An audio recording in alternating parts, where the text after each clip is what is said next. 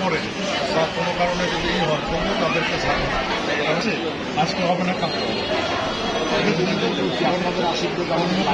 কর্মকাণ্ড ওই আমি এখন করলাম করে যখন ভোট হয়ে গেল আমার আর খবরটা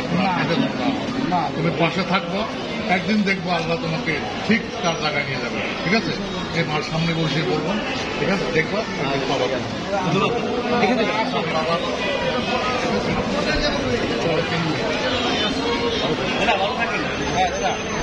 আপনার দিক দিয়া এখন